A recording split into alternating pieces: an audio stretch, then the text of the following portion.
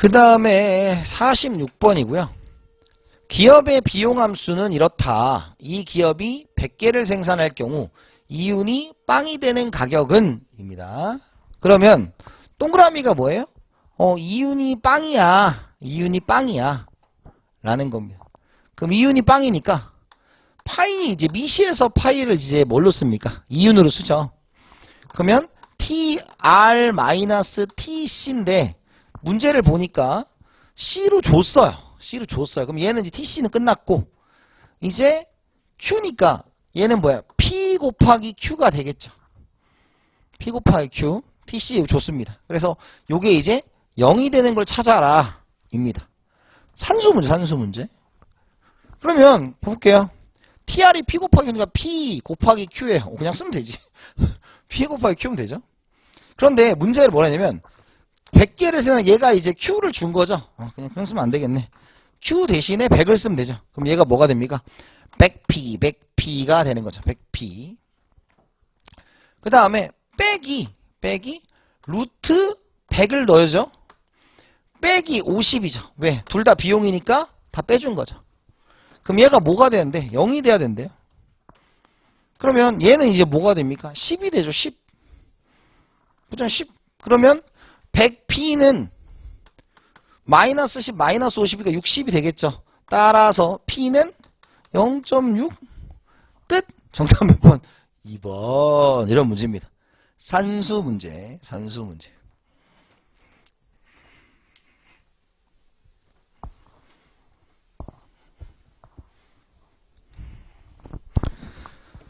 자, 47번은요. 먼저 이 문제는 출제 이건 여러분 이게 감정평가사 문제는 되게 정교하지 않습니다, 여러분. 정교하지 않아요. 그러니까 무슨 뜻이냐면 이 문제가 되게 맞는 문제도 있고 틀린 문제도 있고요. 어차피 근데 이 문제는 제가 보기에는 이거예요. 자, 5번은 틀렸어요. 자, 5번 틀렸어요. 5번 정답이 아니에요. 근데 저는 5번도 틀린 거 찾는 거잖아요. 그러니까 저는 5번도 맞다고 봐요. 그러니까 틀렸다. 왜? 얘는 생산함수기 때문에 한계 대체율이라는 단어를 쓰면 안 돼요. 원칙적으로.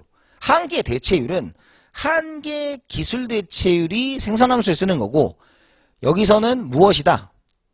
한계 기술 대체율 써야 되지 한계 대체율은 그 무차별 곡선에 쓰는 말이거든요. 그러니까 이거는 원칙적으로 안 된다. 근데 출제자는 기술 대체율로 알아먹어 이런 뜻이에요.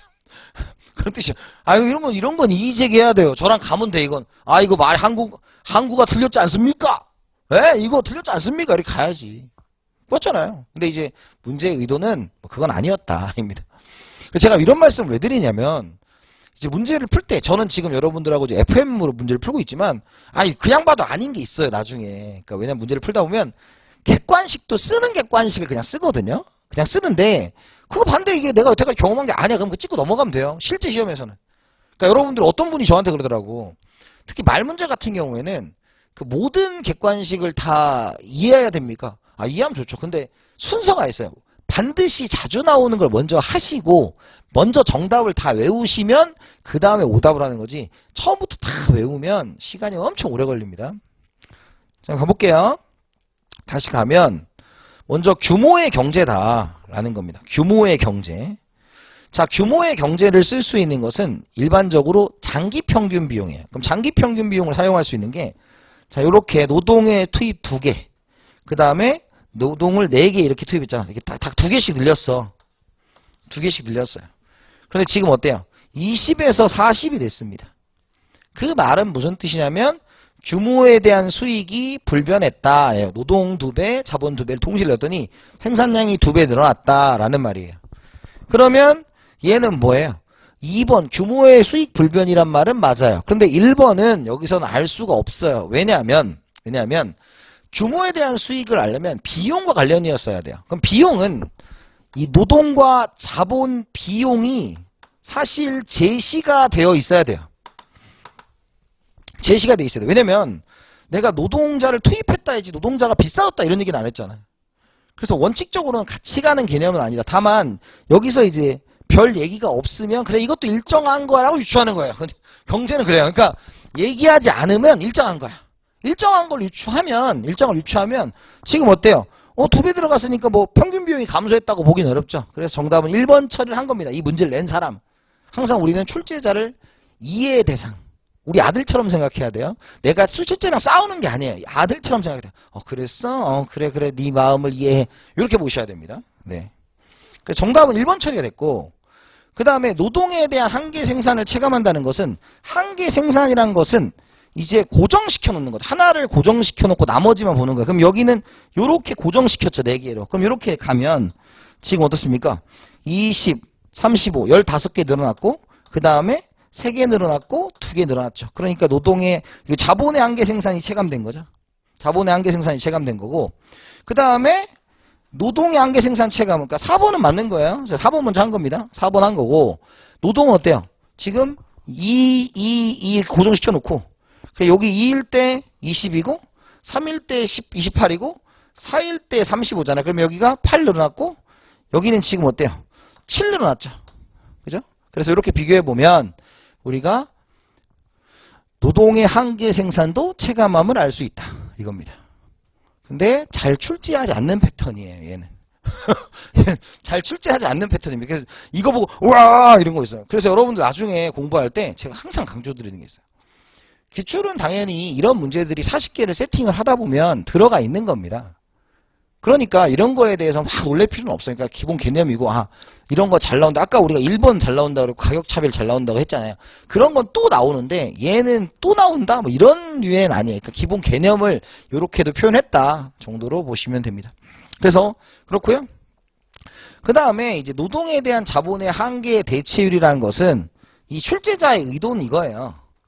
우리가 MRTS LK는 노동을 늘렸을 때 자본이 줄어드는 비율이거든요. 그럼 얘가 이제 어때요? 지금 보니까 노동을 이제 우리가 20개를 유지시켰잖아. 20개를 유지시켰어. 그죠? 그러면 지금 노동자를 뭐 했을 때? 노동자를 넣었을 때 하나를 이제 셋을 넣어야 돼. 그죠? 그러니까 등량곡선의 정의는 뭐 이런 식이거든요. 그럼 요렇게니까 지금 똑같은 게 뭐냐면 1, 4, 콤마에서 4, 1이니까 3개를 늘리고 3개를 줄였다. 뭐 이런 식의 개념을 넣은 거예요. 그죠? 근데 그러니까 여기도 요거 마찬가지죠. 자본을 하나 더 자본을 이제 하나, 둘, 셋, 넷이니까 늘어나잖아요. 그래서 체감을 한 건데 얘는 특별히 옳다고 보긴 좀 어렵습니다. 이거는 왜냐면 대체율이라는 단어를 쓰면 안 돼요. 그래서 노동을 늘렸을 때 자본량을 몇 개 줄여야 됩니까? 라는 거잖아요. 그래서 지금 여기 1, 4, 2, 2니까 지금 여기는 어때요? 여기서는 하나 늘렸을 때 2개를 뭐 했다? 줄였다. 그런데 지금 어때요? 여기는 2개를 여기 4가 되는 거 어디예요? 지금 보면 여기 보면 또 여기 20, 20, 20이잖아요. 그럼 이제 뭐예요? 이제 2에서 4, 2개 줄이고 하나 받았다. 이거죠. 그러니까 이번에는 하나를 줄이고 2개를 받았는데 이제 2개를 줄이고 하나를 받으니까 얘가 이제 어떻다? 체감된다. 그래서 1, 2에서 2, 1이 된 거죠. 이렇게 바뀐 겁니다. 그죠? 그래서 체감한다. 이걸 얘기한 거예요. 그래서 등량, 동일한 양에서 찾으시면 됩니다. 참고만 하세요. 이걸 이렇게 내는 스타일은 자주는 없습니다. 자, 그 다음에 48번 가보도록 할게요. 자, 기업 A의 생산함수는 이렇게 되어 있고 노동과 자본의 가격이 각각 1원일 때 다음 설명으로 옳지 않은 것은이 됩니다. 옳지 않은 것은. 자, 먼저 우리가 이런 형태의 함수를 컵 더글라스 생산함수다 라고 하는데 문제는 컵 더글라스는 알파와 베타 값이 두 개 들어서 1이죠. 근데 얘는 아니잖아. 그래서 요거 할 때 우리 기억할 거예요. 지금 문제를 보니까 이걸 해석하라 뭐 이런 거거든요. 그럼 1번. 지금 Q는 1, K의 1입니다. 그러면 이 둘을 더하면 우리가 알파 플러스 베타가 1보다 크죠. 그러면 우리가 IRS 규모에 대한 수익 체증입니다. 1이면 불변이고 1보다 작으면 체감이에요. 두 번째, 노동의 한계 생산은 체감한다 그랬어요. 그러면 이게 1번이고, 자 2번에 이 한계 생산이 체감하냐 아느냐는 것은 요 지수값으로 따지는 거예요. 지수값. 그래서 지수 값이 1을 기준 1보다 크냐 1보다 작으냐. 그래서 1이면 불변이고 1보다 크면 체증 1보다 작으면 체감인데 지금 1이니까 불변이에요. 불변. 그래서 정답은 2번이 틀렸다라는 겁니다. 2번이 틀렸다라는 거예요. 그럼 어떻게 하냐 이거 해볼게요. 자, MP L은 델타 L분의 델타 Q잖아요. 그럼 L로 미분하면 K잖아. 그럼 이제 노동과는 관계가 없으니까 노동이 늘어나든 줄어나든 노동과는 불변이다. 이렇게 얘기하는 거죠. 정답 2번 그냥 찾았어요. 그럼 나머지는 안 해도 돼요, 여러분. 그러니까 이거는 여러분들이 이거 할 때 제가 그 동차 생산함수 할 때 이거 지수 보고 그냥 하는 거예요. 이렇게 했을 때 그 결론만 기억하고 계시면 되는 거지. 이걸 다 한다는 것 자체가 시험장에 넌센스라고요. 넌센스. 3번. 자본의 양이 단기적으로 1로 고정되어 있는 경우 100개를 생산하는 데 드는 총 비용은 101원이다. 이겁니다. 해볼게요. 자, 3번에 자본의 양이 1로 고정되어 있어요. 그럼 TC는 WL 플러스 RK가 되겠죠. 그죠? 그러면 자, 여기 있어요. 그러면 어떻게 돼요? 지금 노동과 자본의 가격이 1이니까 얘는 TC는 L 플러스 K잖아요. 그죠? L 플러스 K예요. 그런데 지금 단기적으로 자본량이 1로 고정되어 있대요. 자, 얘가 1이에요.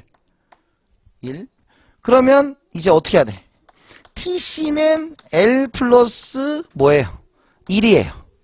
그죠? 그러면 지금 여기를 뭘로 넣어야 돼? 여기를. 이제 뭘로 바꿔야 됩니까? 요걸 가져다가 이렇게 바꿔줘야 되죠.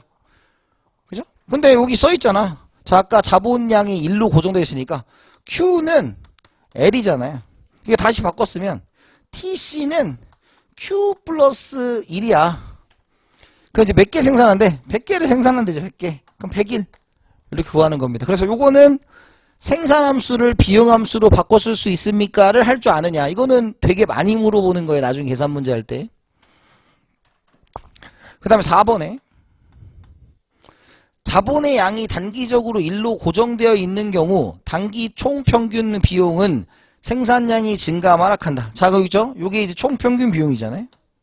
자, 그러면 자, 우리가 AC는 TC를 뭘로? Q로 나눈 거잖아요. 그러면 자, 얘 아까 쓰면 이거 Q로 나눠주면 뭐예요? 1 플러스 Q분의 1이죠? 여기 Q로 나누면 1이고 얘 Q분의 1이니까 그럼 얘가 커지면 부모가 커지니까 얘 작아지겠죠. 이렇게 작아지겠지. 5번에 자본의 양이 단기적으로 1로 고정되어 있으면 한계 비용은 불변이다. 자, 5번에 한계 비용 MC는 뭐예요? 델타 Q분의 델타 TC가 되는 거 아닙니까? 그럼 얘가 이제 TC잖아요. 그럼 미분하면 요건 날라가 숫자 날라가고 얘는 뭐예요? 1로 일정하다 라는 거죠. 그래서 이렇게 전반적으로. 그래서 여러분 중요한 게 뭐냐면 얘는 외워서 문제를 푸는 거고요. 그러니까 지수값이 뭐냐 이거 갖고 그냥 이거 외워서 푸시는 거고 얘는 나중에 기출문제에 엄청 많이 나올 거예요. 생산함수를 비용함수로 바꿀 수 있느냐 이런 것들. 그래서 어떻게 하냐 먼저 비용 쓰고 바꿔주는 거 해주는 겁니다. 그래서 이제 단기는 쉽게 하는데 장기는 좀 어려워요. 근데 그거는 회계사 쪽에서 좀 물어보고 간평에서는 안 물어봅니다. 그래서 여러분들 간평 공부하는데 회계사 문제 많이 풀어보지 마세요. 되게 쓸데없는 짓이에요. 그건 아니에요. 그런 스케일의 문제가 아니고 회계사보다는 그거보다 좀 낮은 뭐 우리가 7급 공무원 뭐 이 정도만 잘 풀어보시면 됩니다. 비슷해요 문제가. 그러니까 기출하고 7급 공무원 정도. 그래서 제 카페에 다 올려와 있어요. 그 전체 문제를 제가 다 올려놨으니까 그거 확인하셔서 이제 푸시면 됩니다. 자, 그 다음에 제 카페는 이제 아까 우리 OT 때도 말씀드렸다시피 그 네이버 카페에 ABC 경제학 치고 들어오시면 돼요. 다 그냥 회원 바로 가입돼요. 그리고 다운받으시면 됩니다. 그건 공부하라고 만든 거니까. 자, 49번입니다. 노동과 여가의 선택에 관한 설명으로 옳지 않은 것은 이에요. 시간당 임금은 여가 1시간의 기회비용이다 입니다. 그죠? 그러면 요 문제는 항상 이걸 물어보는 거예요. 자, 이렇게 있으면 우리가 여가 그 다음에 소득이 있고요. 여기가 이제 뭐예요? 임금률입니다. 마이너스 W 임금률이에요. 근데 임금이 상승했다라는 말은 뭐냐면 당연히 이렇게 상승한 거예요. 이렇게 상승한 거예요. 그래서 여러분들한테 말씀드리지만 최초 얘가 뭐 이렇게 무차별곡선이 접하고 있었는데 어디로 갈지는 모른다 이겁니다. 다음에. 근데 제가 예산선의 기울기는 뭐다? X축에 있는 것의 기회비용이에요. 그냥. 기울기는 X축에 있는 기회비용. 이건 모두가 똑같습니다. 모두가 똑같아요. 그래서 지금 기회비용이 커졌다라는 걸로 이제 뭐가 발생한다? 대체 효과가 발생하겠죠. 그래서 여기서 대체 효과는 여가의 상대 가격이 상승하니까 여가 소비를 뭐합니까? 줄이고 그 노동 공급을 늘린다 이겁니다. 노동 공급을 늘린다 예요. 그러면 이렇게 됐고 그 다음에 소득 효과는 지금 문제에서 여가가 정상제라고 줬어요. 그럼 정상제니까 소득이 증가하면 여가 소비가 늘어나겠죠? 그럼 노동 공급이 감소합니다. 그래서 어느 게 강하냐에 따라서 달라집니다. 그래서 대체 효과 크면 노동 공급이 증가하고 소득 효과 크면 노동 공급이 감소한다. 이겠죠. 자, 1번 했고 2번 시간당 임금이 상승하면 소득 효과만 고려하면 노동 공급이 감소한다. 왜? 임금이 상승했으니까 여가 소비가 늘어나서 노동 공급이 감소한다. 이렇게 보시는 거죠.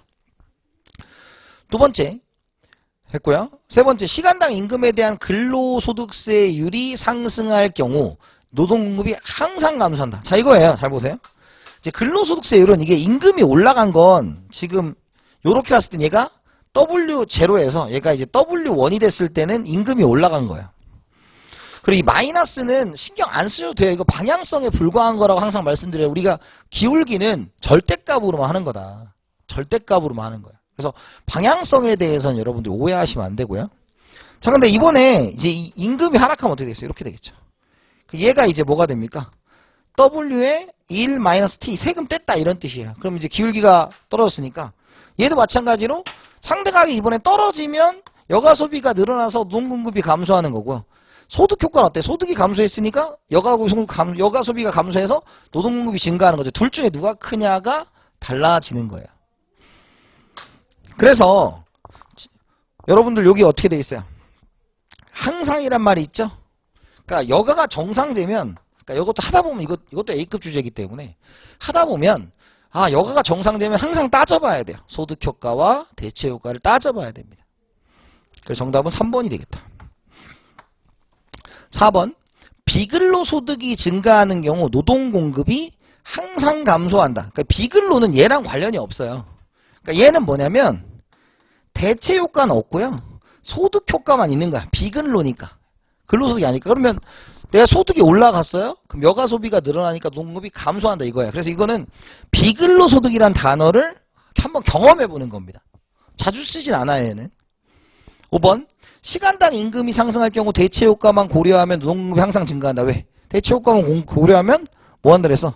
노동공급이 증가한다고 말씀을 드렸어요. 노동공급이 증가한다고 말씀드렸습니다. 그래서 지금 2, 3, 5는 엄청 잘 나와. 이거는 말 문제, 계산 문제 다 잘 나오기 때문에 여러분들이 철저하게 점검을 해보셔야 되는 A급 주제입니다. A급 주제. 잘해요.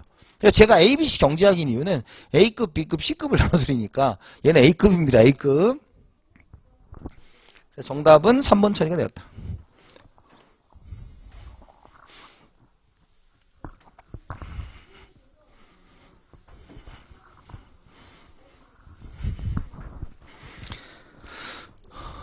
자, 50번입니다. 50번.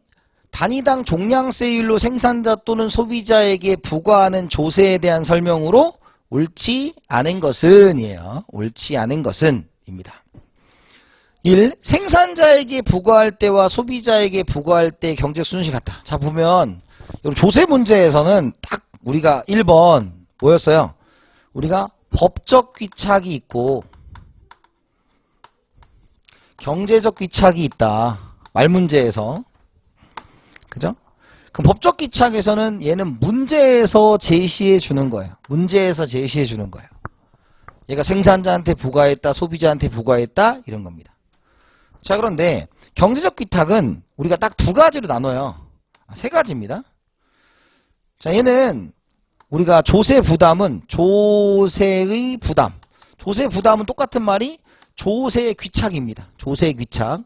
얘는 뭐에 의해서? 탄력성에 의해서 결정되고 뭐 할수록 비탄력적일수록 큽니다.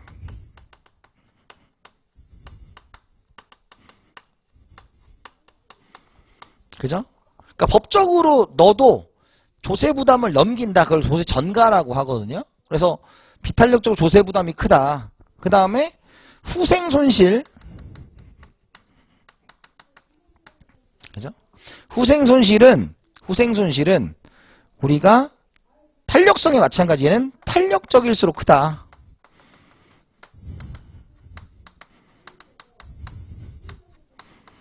탄력적일수록 큰 거예요. 그리고 이제 우리가 이제 수업할 때 이런 얘기 했어요. 이 경제적 귀착은 법적 귀착을 누구한테 부담시켰든지 간에 탄력성에 의해서 되니까 동일하게 나타난다. 법적 귀착을 누구한테 했는지 관계없이 동일하게 나타난다 이거예요. 그러니까 요게 말 문제로 엄청 잘 나오는 겁니다. 자, 그럼 1번. 생산자한테 부과할 때, 소비자에 부과할 때 경제적 순손실이 같다. 이게 경제적 귀착이 같다는 뜻이야. 그래서 누구한테 부담시켜도 상관없다. 뭐 이런 뜻이고요. 두 번째. 조세 부담의 귀착은 조세 당국과 생산자, 소비자 간의 협상 능력 같은 소리 하지 말라고 했어요. 이런 얘기 하지도 않고 탄력성에 따른 거예요. 정답은 2번이 됩니다. 3번. 수요의 가격 탄력성이 클수록 생산자의 조세 부담이 커진다 이거예요. 그러니까 수요가 크면 공급이 상대적으로 비탄력적이니까 생산자의 부담이 커진다 라는 거고. 네 번째, 수요의 가격 탄력성이 공급의 가격 탄력성보다 클수록 생산자의 조세 부담분이 커진다 라는 것입니다. 조세 부담분이 커진다 라는 거예요. 자, 요렇게 했어요. 그러면 이제 뭐예요? 생산자의 조세 부담분이 커진다 그랬는데 지금 수요가 컸으니까 생산자가 작은 거죠, 상대적으로. 그러니까 조세 부담분이 큰 거고. 5번에 수요가 0이다 라는 겁니다. 후생은 감소하지 않는다. 그러니까 여러분 오해하면 안 돼요. 우리가 후생 손실은 초과 부담이라는 뜻이에요. 그러니까 잉여가 감소한 것에서 더 빠진 게 있다면 후생 손실이지만 우리가 이제 요거 뭐야? 수요가 0이다. 그러면 일정 수량을 소비해야 되니까 완전 비탄력적이면 후생 손실이 없는 거예요. 그래서 정답은 2번 처리가 된 겁니다. 그래서 요거 가지고 문제 푸는 거고 얘도 이 말 문제는 엄청 잘 나오는 A급이고 요거는 계산 문제까지 있는 A급이죠. 그렇게 보시면 됩니다.